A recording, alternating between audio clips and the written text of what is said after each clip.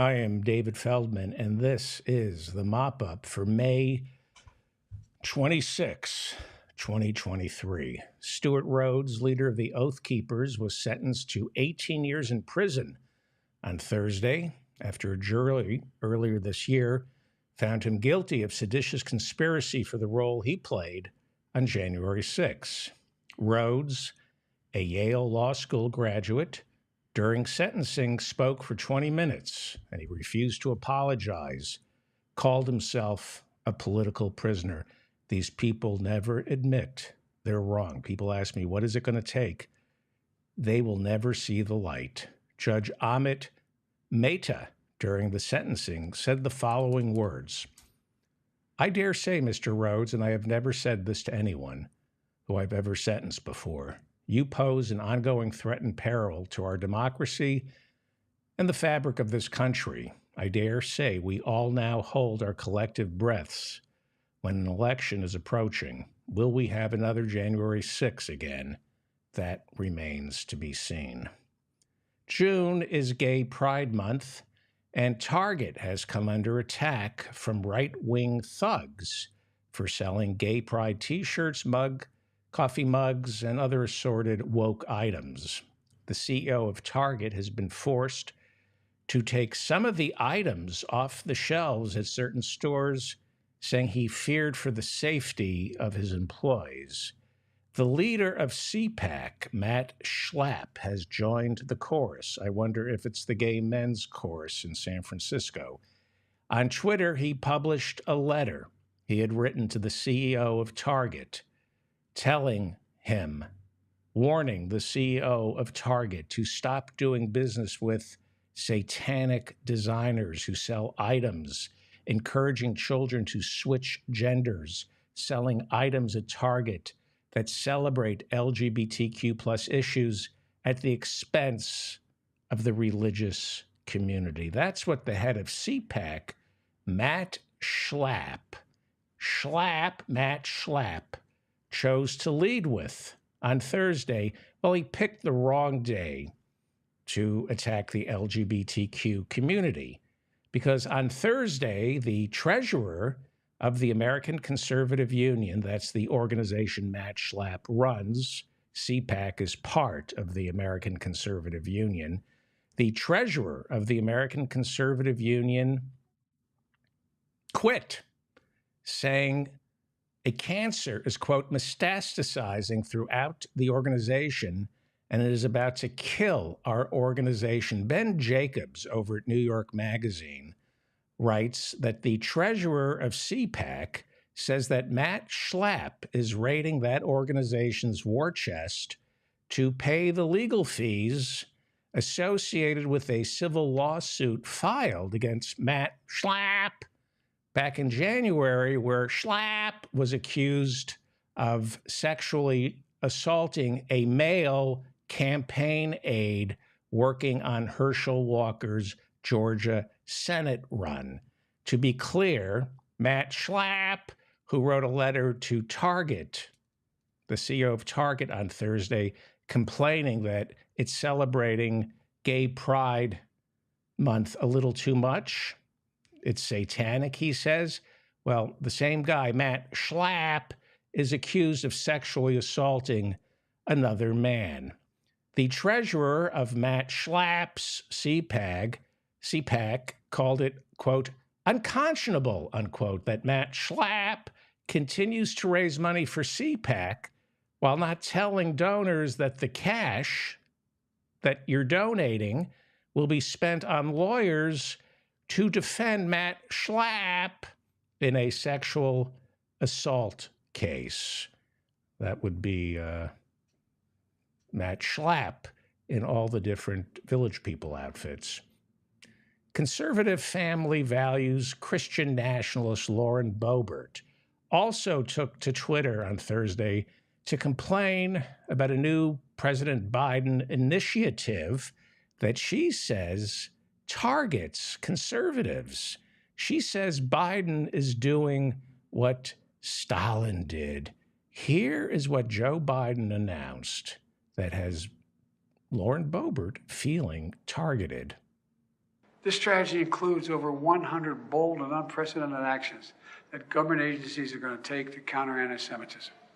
And that includes calls for action for Congress, state and local governments, companies, technology platforms, civil society, and faith leaders, all of them to act. Silence is complicity. Silence is complicity. So Lauren Boebert spoke out against Joe Biden's plan to tamp down anti-Semitism in America.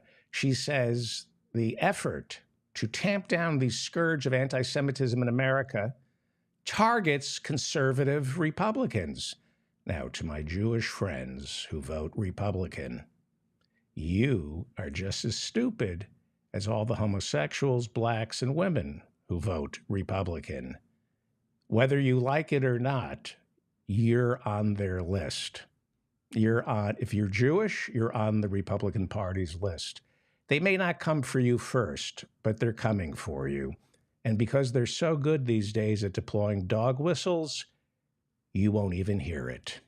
Lauren Boebert is getting a divorce from her husband, who has been arrested several times, including doing jail time for exposing his penis to a 16-year-old girl in a bowling alley.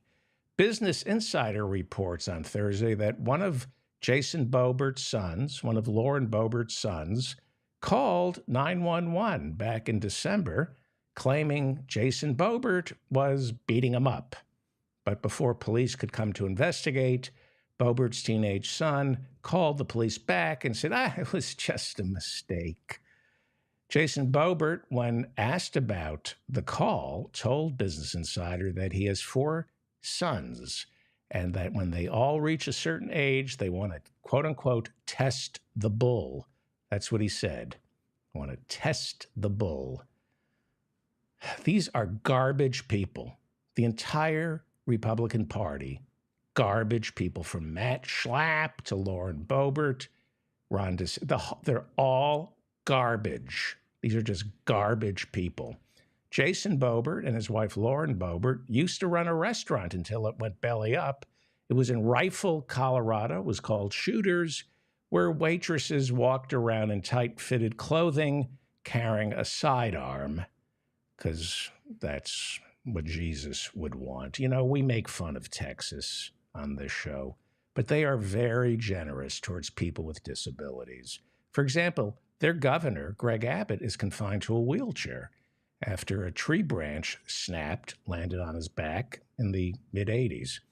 And despite refusing to enforce the Americans with Disabilities Act while he was Attorney General of Texas, he was still able to collect millions of dollars from the owner of that tree, even though he has since dedicated much of his political career towards tort reform and capping the kind of settlements he received to about $250,000. In other words, he collected millions of dollars on his settlement, and then after he got his settlement, he's made it impossible for anyone else to get that kind of settlement again.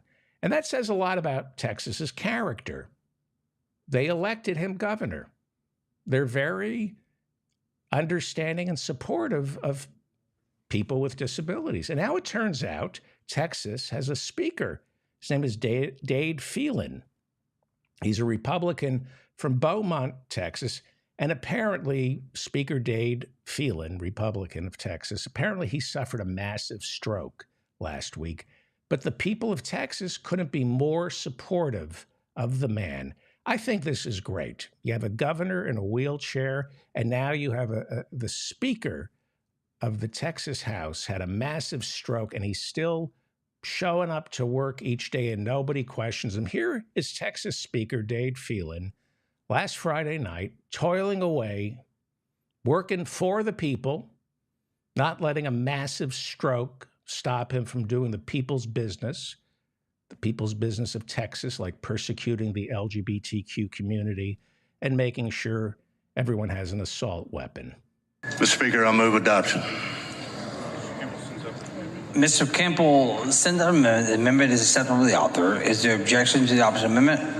The chair has none. The amendment is adopted.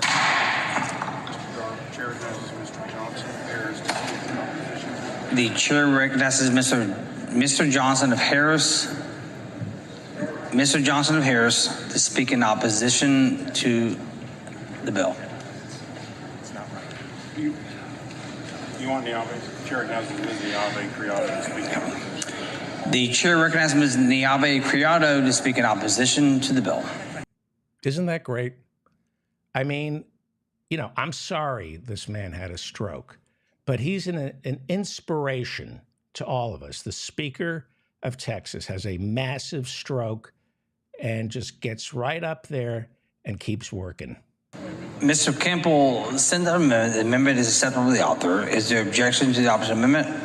The chair has none. The amendment is adopted. Excuse what? Oh, I'm sorry. It wasn't a massive stroke. Texas Speaker Dade Phelan was shit-faced. My mistakes. Send that amendment. The amendment is acceptable to the author. Is there objection to the opposite amendment? That's too bad. I thought it was a massive stroke, and I was proud of the guy. Turns out he's just an alcoholic. Well, that's too bad. And Ken Paxton, the Attorney General, the Chief Law Enforcement Officer of the state, he saw the speaker, the Texas speaker, trying to speak, the slur of the House of Texas. That's Ken Paxton, and he's the Attorney General of Texas, the Chief Law Enforcement Officer of the state. And he saw that the speaker was drunk and immediately called for him to resign. Ken Paxton said that the speaker was embarrassing the state of Texas. And given that Texas keeps reelecting Ted Cruz, you know, that state doesn't embarrass easy. But you know what? Maybe Ken Paxton shouldn't have said anything. The Attorney General should have kept his mouth shut. Because on Thursday, a Republican-led committee in the House that's run by the shit-faced Dade Phelan, the speaker, miraculously, a coincidence, Ken Paxton calls for the speaker to resign, and then all of a sudden, one of the speaker's committees recommends that Attorney General Ken Paxton be impeached. Now, we've all known about Ken Paxton for at least 10 years, right? Why is he all of a sudden impeachable? Because their dipsomaniac of a speaker is in charge, and he said, nobody calls me an alcoholic. Impeach the guy. I think that's what he said. What he said was this. Send that amendment. The amendment is acceptable to the author. Is there objection to the opposite amendment? I think in drunkese that means impeach Ken Paxton for calling me a drunk. Can you imagine wanting to impeach an attorney general just because he calls you a drunk?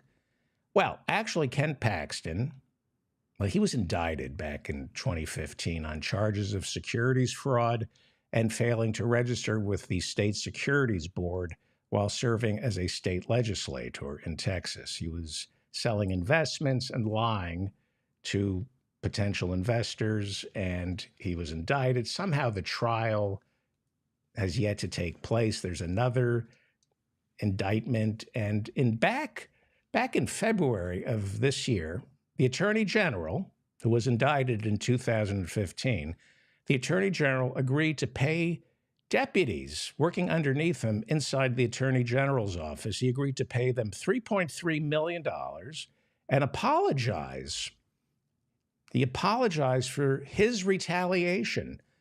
He apologized because he retaliated right after these 4 lawyers working in the Texas State Justice Department accused him of committing several crimes.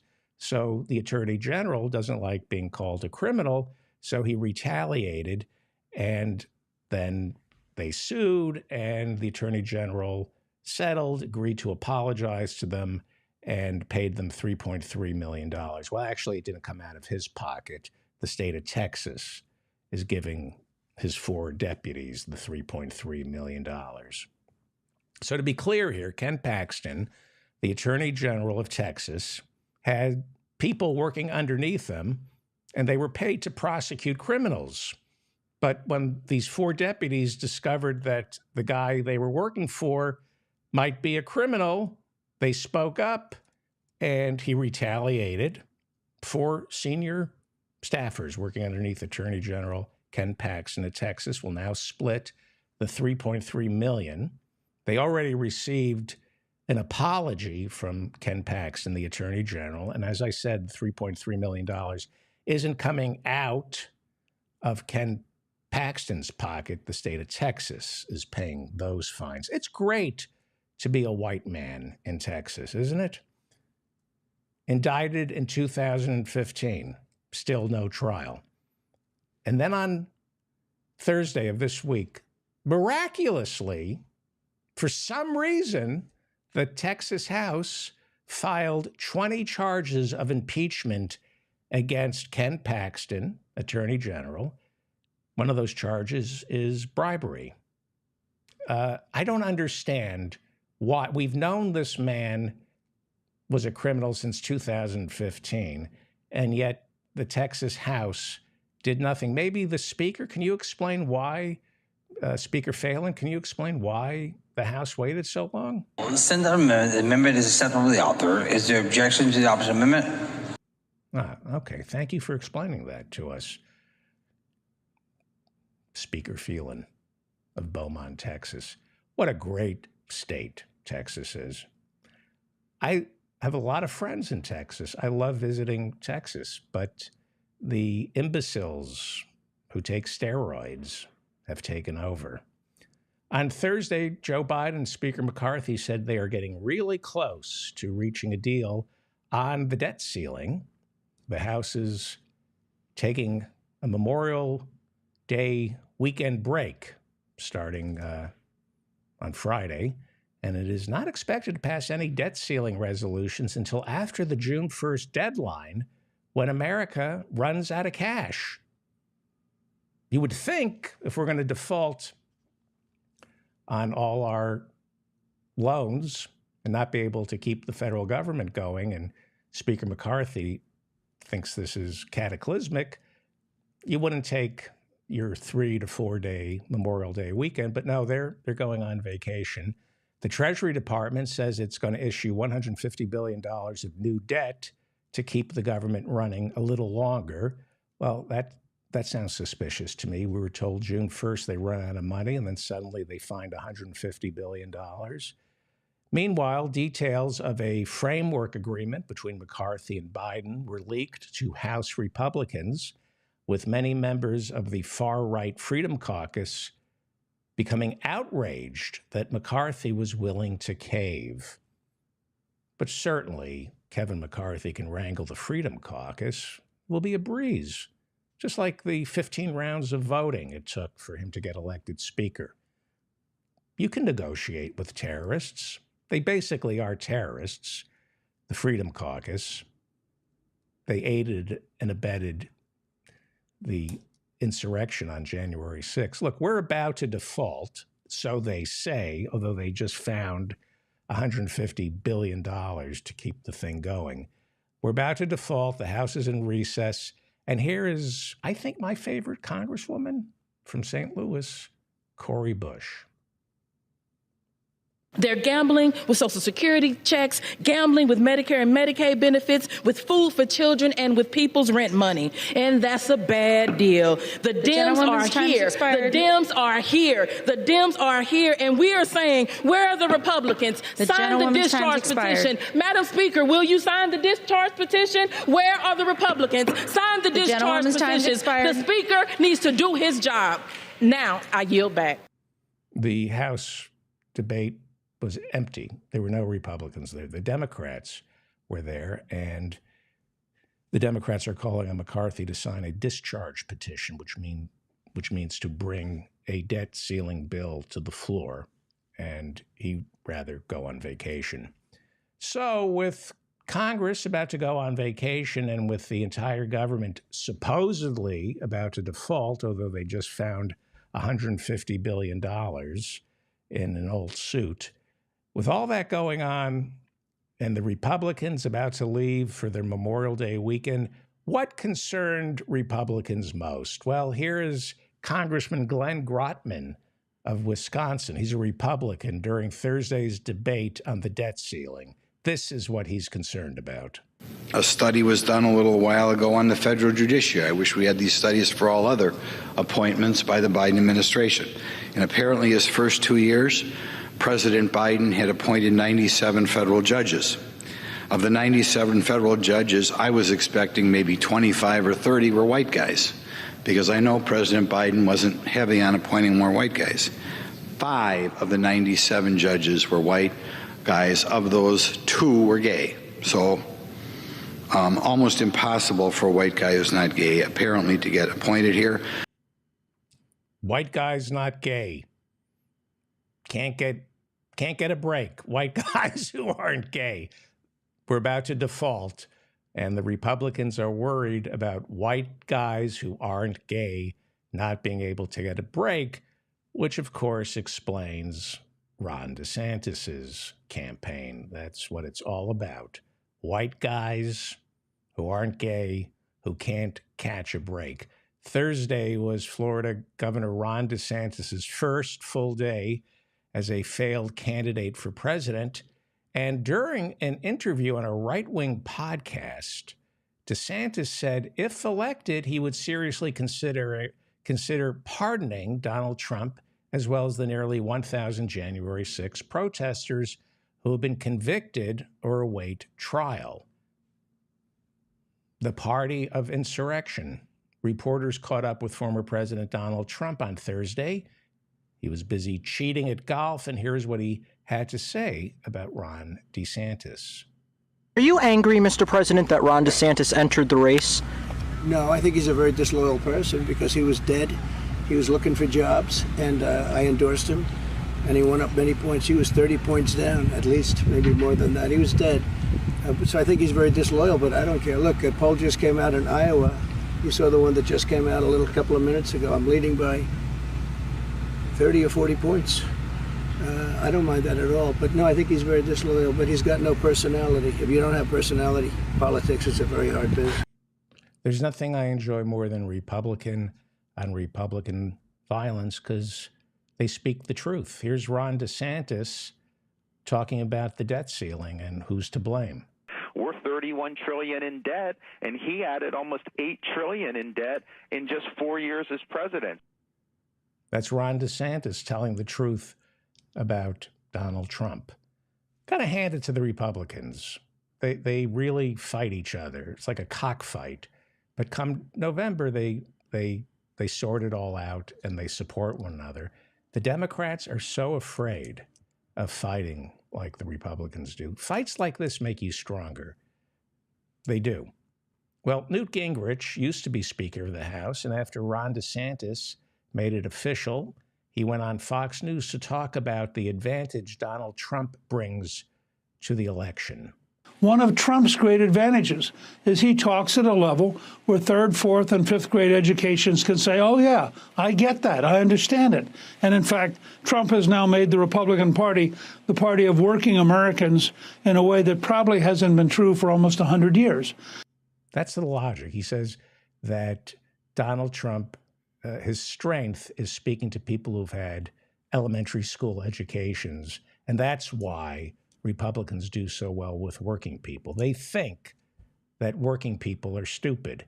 And some working people are just as stupid as the rich donors who give to the Republican Party. That is how Republicans think of working folk, as having 4th grade educations. And that's how Republicans govern, by running essentially for class president. I'm surprised Trump isn't running on a platform of more bake sales for the class trip to Epcot. Speaking of people with 4th grade educations, Don Jr. has a show called Trigger. And occasionally he and Kimberly, before the show starts, his girlfriend, Kimberly Gargoyle, they try to mix his Adderall and Valium just right. But sometimes, the pressure to get the show ready, they don't get the mixture of Adderall and Valium right.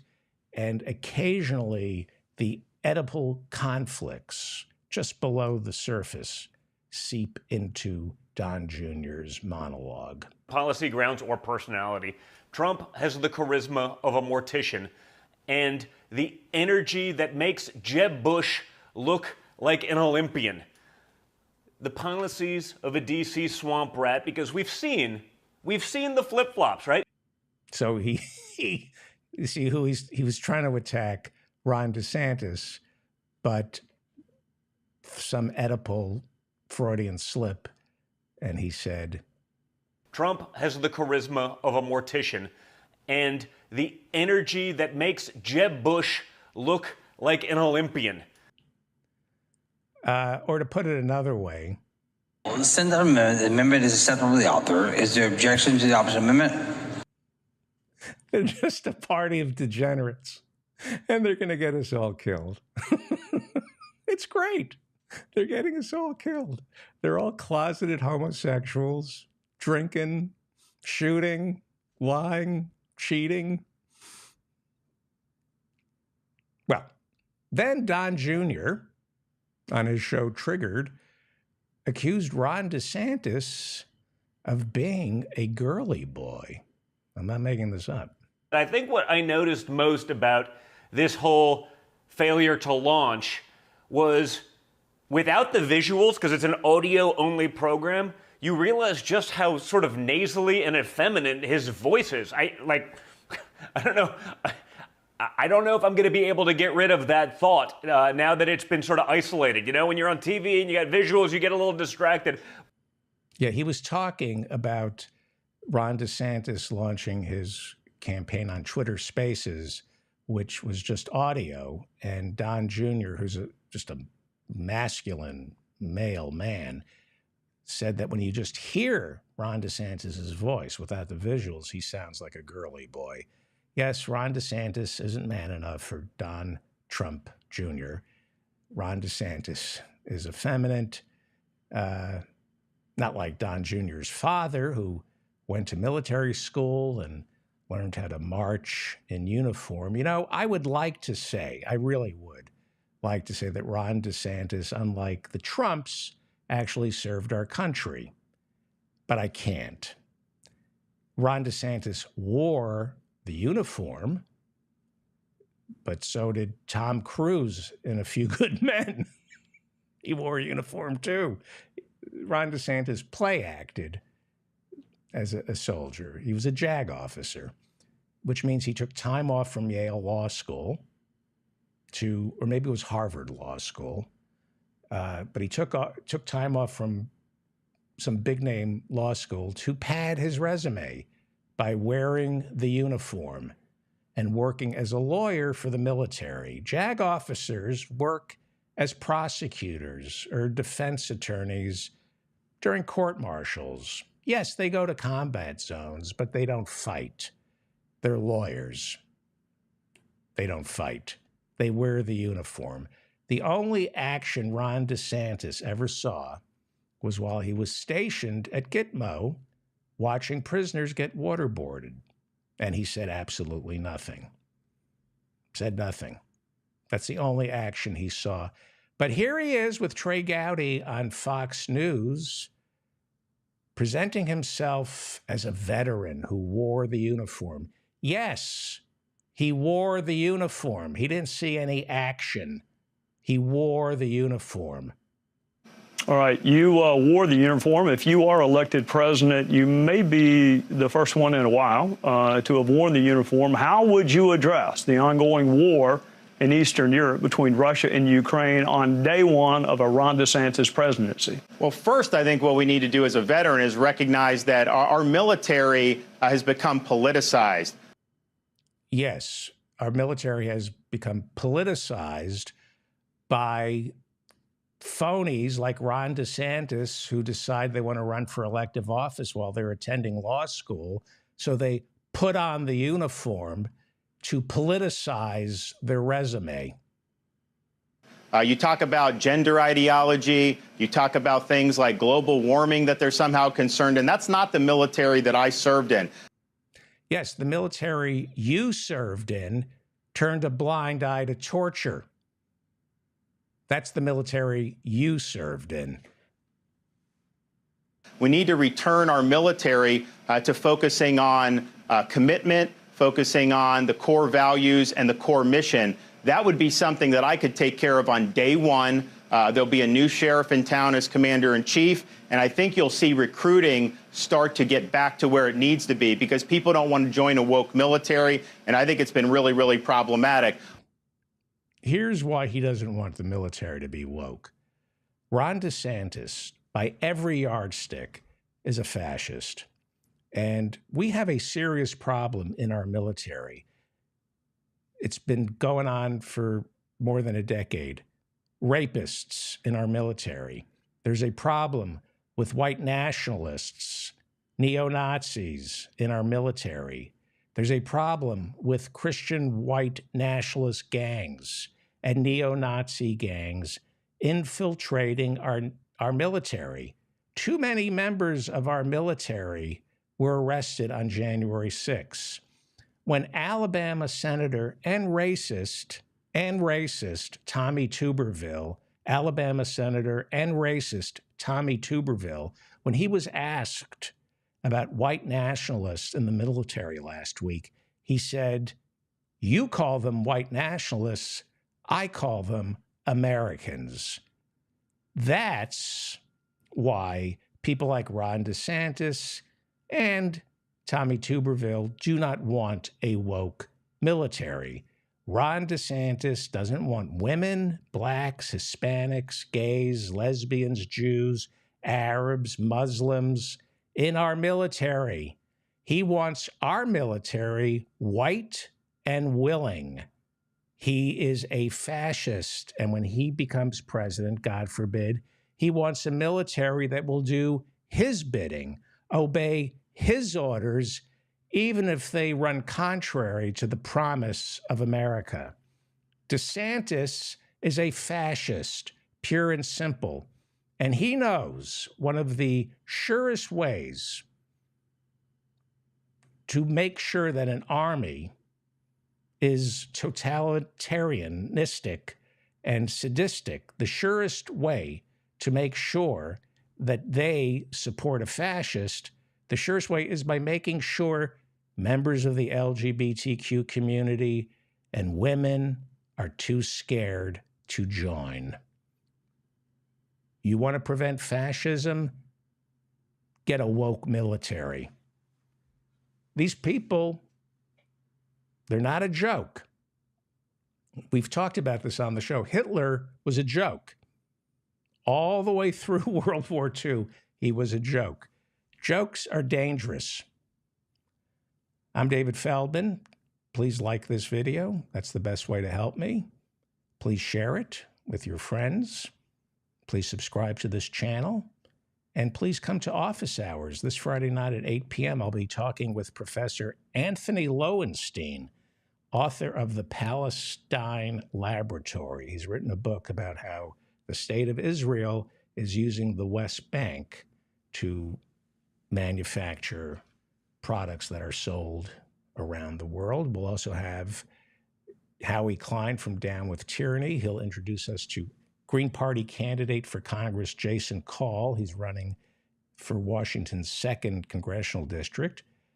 Professor Mike Steinel will be there, along with the Reverend Barry W. Lynn and Dr. Harriet Fraud. Please comment on this video. I read all your comments. I'm David Feldman, reminding you to stay strong and protect the weak, and I hope to see you at office hours this Friday night at 8 p.m. The Zoom link is in the description to this show.